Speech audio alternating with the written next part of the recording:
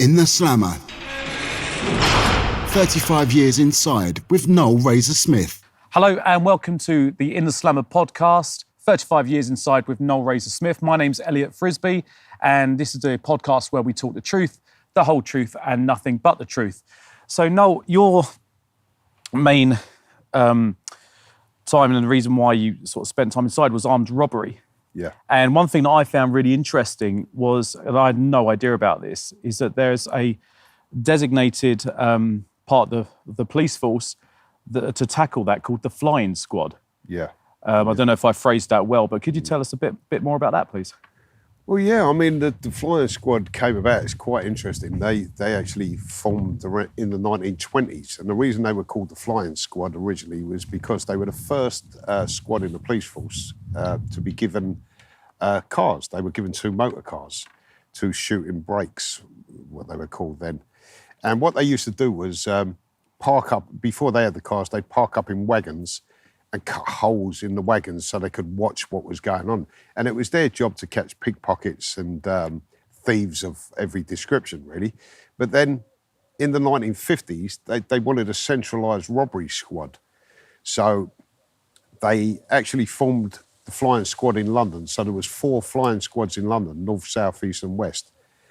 And I think that they first got their reputation for being tough coppers was in a 1952 robbery. I think it was the London airport robbery, when they ended up in a fight with 20-odd robbers. People got stabbed, arms broken and stuff like that. It was called the Battle of London Airport. And the flying squad got their reputation there, really. And then from there, they were arresting regularly 1,000 people a year.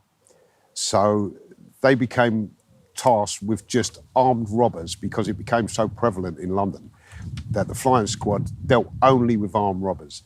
Now, when you think, there's a book by a guy called Gilbert Kelland, it was written in the 1980s, called Crime in London, I think it is. And in it, he discovered that, and this is quite an amazing statistic, that 97% of all armed robberies committed in this country during that period were committed by a small group of men from southeast London. So imagine that. 97% of the robberies were committed by a group of southeast London robbers. And what was 97%? I mean, was that how many? You're talking about, say, at that time, I think there was something like 3,000 robberies a year in the country. It went up in the 60s. I mean, so anyway, the flying squad were actually set up to combat this. There was at one stage in the 60s when there was wages snatches, which were armed robberies. They were happening sometimes 3 or 4 times a week, especially Thursdays, which was payday.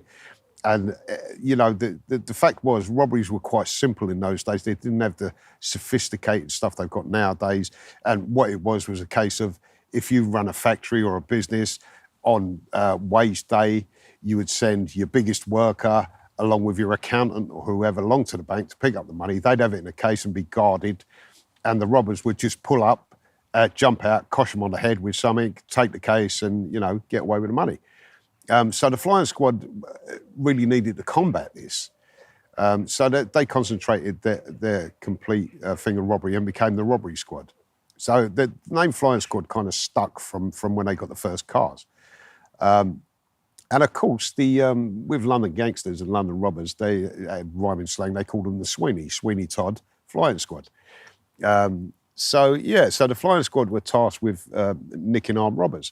Now, this all went well. I mean, in the 1970s, there's quite some heavily publicised, huge amounts of money stolen. The Wembley bank robbers, led by Bertie Smalls, in 1972, robbed the bank in Wembley, a Barclays bank, and got away with £282,000 in cash in a 3-minute robbery. And this kind of stuff was quite regular. I think there was about £4 million stolen that year in armed robberies.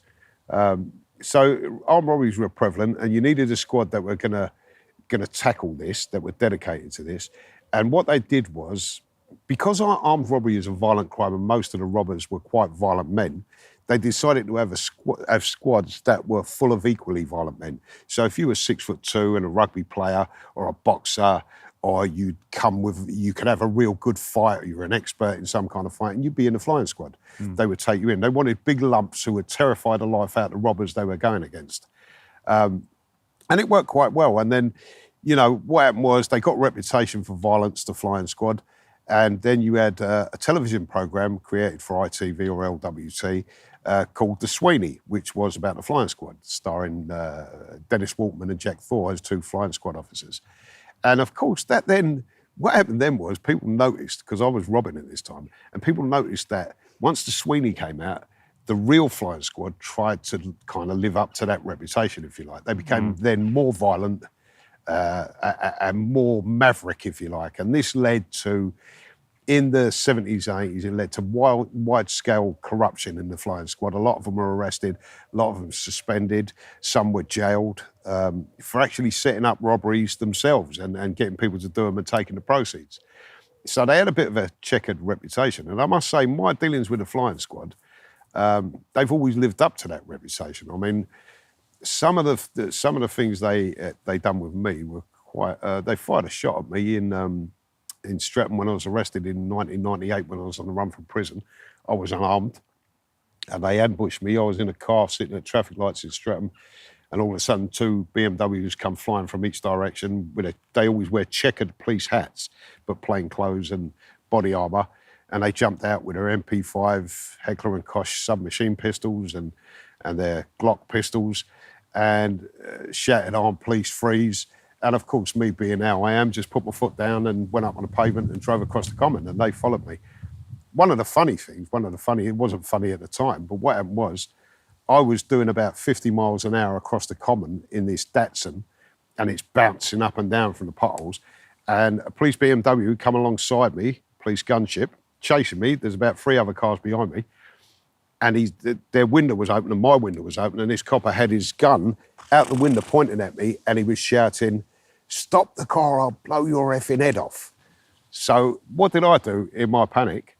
I pressed the button for the electric window to come up, to cut him off. Not looking at him, thinking, well, the glass will protect me if he shoots me. You know, these irrational thoughts you have when you're in moments of panic. But it was quite funny. And what happened was I was trying to get away from them because I was on the run at the time. I'd committed plenty of armed robberies, which is what they wanted me for, but I had escaped from prison and I had bought false ID, a false driving licence, a false passport, false birth certificate, and I had them all on me. And I didn't want them to find the false ID on me because they might be able to trace it back to whoever it come from. So while they're chasing me, I've reached into my back pocket and it was raining and thrown the ID out of the car window. So the chase went on for about another 5-10 minutes, went round a lot of streets. Eventually they caught me and they had me on Streatham Road during rush hour with my head slammed down on the bonnet of a police car, putting the handcuffs on from behind. And as they'd done that, all of a sudden in my eye line next to my eye, one of the coppers has gone boom and splashed all the ID down on the car, all covered in mud and wet. And he went, "I think you dropped these." So, you know, some of the, I mean, they can be nasty people as well. I mean, the same as the criminals they're tackling, you know, they try and kind of be on a par with them. And one of the things that I didn't like was when I was arrested in 1988, and I hadn't spoken to the police. My thing was, when I got arrested, I would not say a word. You know, not even no comment. I wouldn't say anything. And they'd had me for 2 days, and I hadn't said a word. And they took me up to Camberwell Magistrates Court to remand me in custody. And I'm in the vestibule outside the court. The court's going on in there, and we're here. And I'm there with 3 flying squad officers. And through the window, you can see the public gallery. And my ex-partner, Denise, was in the public gallery, had come up to see, she had my children, had come up to see what was going to happen to me. And this is what they'd done out of spite. They knew I could hear them right in front of me. And one of them went, "That's his bird in there." They're pointing at her. And he went, "I want you two to follow her." He said, "I want to know everything she does in the next week. And if you can nick her for anything and take the kids and put them in care," they're doing this in front of me, so I know. "If you can put them in care, all the better." And I thought that is a really nasty move. And I ended up trying to punch the copper, actually. But that's what they wanted. They wanted a reaction. They wanted me to say something. So I thought that was a bit horrible. And another thing they'd done was, when they raided my house looking for me for this crime, they took every penny out of the house that my wife had to feed the children. It wasn't even stolen money, everything. They took her money, you know, they took everything. And they just left her kind of destitute, took me into custody. And you know, I can understand, you know, they're the enemy and it's what they do. And if I didn't want it to happen, I shouldn't have committed armed robberies and broken the law in the first place. But I did think it was a bit underhand. I always had a bit of sort of, I hate to say this, it sounds a bit funny, but I always had a bit of sort of honour about what I'd done. I wouldn't include people's families or, you know, their partners. I would never, my old man taught me this, if you have a fight with someone, never go to their home and have a fight. Yeah. You see them out in the street somewhere, but they're the kind of guys, the flying squad, who don't care, you know. If they can get a result, they'll do whatever they can to do it. And, you know, to be honest with you, they were okay. They weren't the worst coppers I ever dealt with. The worst coppers were when I was 14, you know. But they were a bit full of themselves, if you know what I mean. Mm. And you can understand that. They're classed as an elite squad and they have to live up to their reputation. And the flying squad, they're still going today? Oh, yes. But are they known as the robbery squad? Or no. What happened was, they were originally, when I was getting arrested, because what they keep doing with the police and with other institutions is they change titles all the time in order to cover up what's gone before. So they were originally SO8, which stands for Special Operations 8. They've now changed to something else, but everyone still knows them as the Flying Squad. And they've still got the same job, which is catching robbers and firearms. Yes. And so it sounds like are we blaming the Sweeney for the corruption that happened in the early days of the Flying Squad? No, I mean, you can't, you know, my thing is you can't hold people responsible forever for something that they haven't done. Yeah. I mean, it just so happens that in the 70s and 80s, there were certain bad apples in the Flying Squad, as there was in the whole of the Metropolitan Police Force, and they kind of got a bit above themselves and kind of took over for a while and tarnished the reputation of the squad, really. Mm. I mean, a lot of them, if you speak to them who were in the squad at the time, are highly embarrassed by what happened, done by a few of the squad. But it made the Flying Squad have this reputation as bent and violent. But they were violent. They were violent men. There's no doubt about that. And they're quite proud of that. But the actual dishonesty and corruption was only a few of them. Well, this goes back to what we were saying in an earlier podcast. It only takes like a select few to sort of tarnish the mass of it. So like with the police, I mean, the stories of when you were 14, I mean, it's just horrific. I can't even begin to imagine, right? Yeah. But whilst that was happening, there are going to be some officers on the street trying to keep the peace and of course, and do the good. You know, and you were saying you were a fan of the police force before that happened to you. But did they do anything to maybe sort out the corruption? Because they must have known it was going on. I mean, it was eventually found out. It was actually a villain who put them in, a villain who they'd been dealing with. He had a meeting with two officers in the car. It's quite a well-publicised case.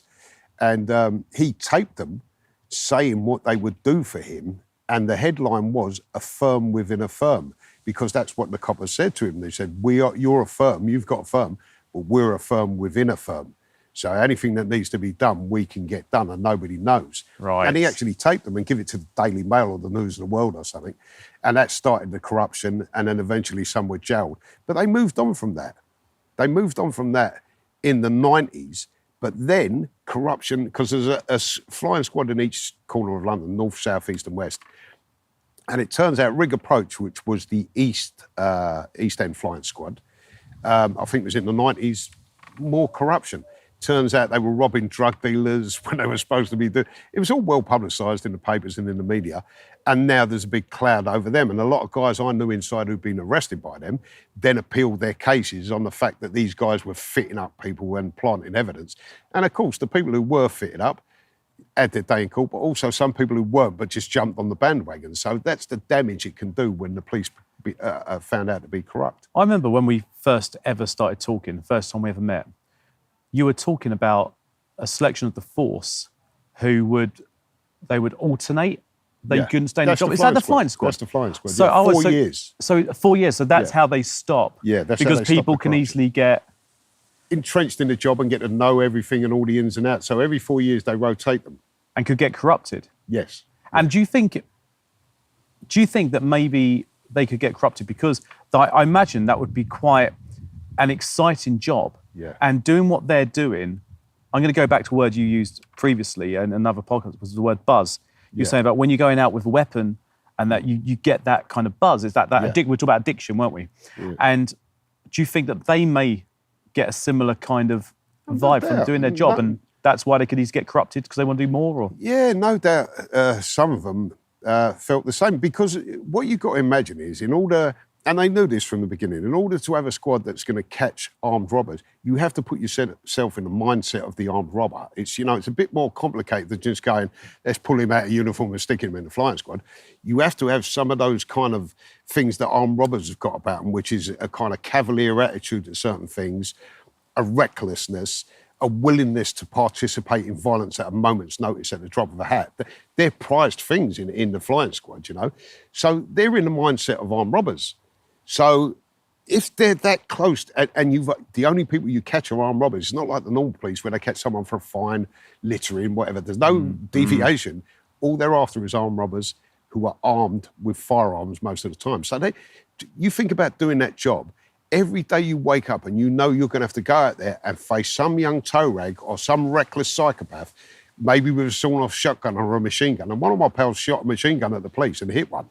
So you have to face that every day. So you have to put yourself in that mindset is, I'm going to be harder than you and I'm going to be more reckless and violent than you because I'm going to catch you and I'm going to bring you to justice. So there's a bit of that, Are you mates with any of the old flying squad? I'm not really, no. I mean, so I know you've made friends with ex. What do you refer to them as screws, didn't you? And, a lot of ex screws, and I actually I worked with a guy whose brother was in the flying squad who actually took a shot at me in the 90s, in 92, when I was on run from prison. What was that like? It was at the moment. Can you describe the scene for me? Yeah, certainly. I was on the run from prison, and I'd committed a vast amount of bank robberies, and there was a reward out for me, and someone had dobbed me in, and I didn't know, and I wasn't armed. I was out for the day to see somebody, and I come back to South London, but what I didn't know is they'd been following me all day. And I was sitting in this car at the traffic lights, window open, music blaring, having a fag, and all of a sudden I've heard the screeching, because this is how it starts, the screeching of two police BMWs coming from either side, plainclothes cars, and suddenly the doors open, and these big lumps of guys jump out with machine guns and handguns with the checkered police caps on and shout, "Oh, please, stay where you are." Now, in my case, I was never one for staying there when they shouted, "Oh, please," I always took my chances. So I put my foot down on the accelerator and off I shot. But, these sorry, I forgot what was... So when did they actually pull the trigger at you? Oh, yeah, when I was going. Oh, so that's what, because you told that story earlier on. Yeah, as I was pulling away. Wow, so that's when they did it. One of the coppers let off his gun at me. It didn't hit me, it hit the car. But when they looked at it afterwards, the bullet hole was quite close to the petrol tank. So we're on a London street in rush hour. They could have blown the bleeding car up. Like, maybe. I don't know whether that could happen. But certainly they're firing off a machine gun on a London street. When I got sentenced for those robberies, and I stood in court at the Old Bailey, and the judge, the first thing he said was, "You're a very dangerous man." I thought he was talking to the flying squad who fired a machine gun at me. But no, he was talking to me who was unarmed. But, they have shot a lot of people. I mean, a lot of my mates have been shot dead. There's no doubt about it. All well-documented cases, If you go and look how many people have been shot by the flyers. But this is what I wanted to say. They worked closely in conjunction with the firearms squad, which at the time when I was there, it was PT-17 they were called. They're called something else now. But these are a dedicated firearms squad, and all they deal with is armed incidents. So when I got arrested by the flying squad one time, and I'd been remanded and I come back to court, and I heard the two coppers talking, and at this time I'd already been, stuck my hands up to what I was going to do, so I wasn't really that bothered about being silent with them. And I pulled them on about when I got shot. And they went, "You know what, you were dead lucky." So I said, "Well, why?" He said, "Well, if it had been PT-17, you'd have been dead." So then they started talking about PT-17 between themselves. And one of them went, "Do you know what?" He said, "I've been up to their headquarters." He said, "All they do all day is sit there in their bulletproof vests watching Rambo films and cleaning their guns." And I'm listening to this, and the other copper goes, "Yeah, I know." He said, "I've been up there." He said, "They're all off their heads." Now, this is a major dedicated firearms squad. And apparently I was lucky to be shot at by the flying squad and not by them. They would have killed me. Wow. So just to wrap this one up, I would like to, if it's right with you, another time talk some more about the flying squad. Yeah. Some more of the stories, I think, once... didn't they used to sit outside your house and things like that? We'll talk about that some more. But just in your opinion, flying squad, good idea? No, I'd have to say no. Because when you set up dedicated squads like that, you know, you're just asking for corruption. It's too chummy, if you like. You know what I mean?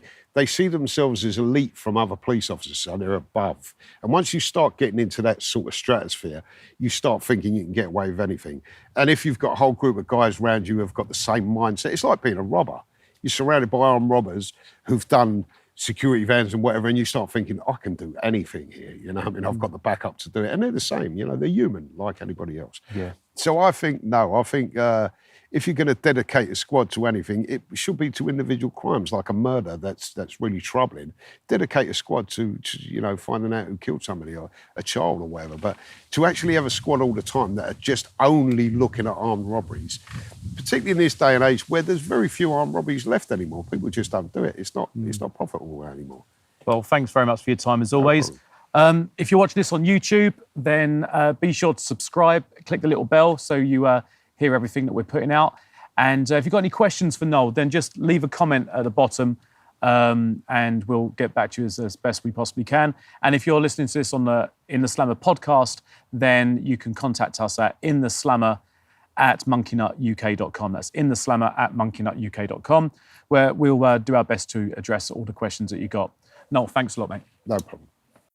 You've been listening to In the Slammer with Noel Razor Smith, hosted by Elliott Frisby, music by Andrew Stamp, produced by Chris Byland, recorded at MonkeyNut Audiobooks.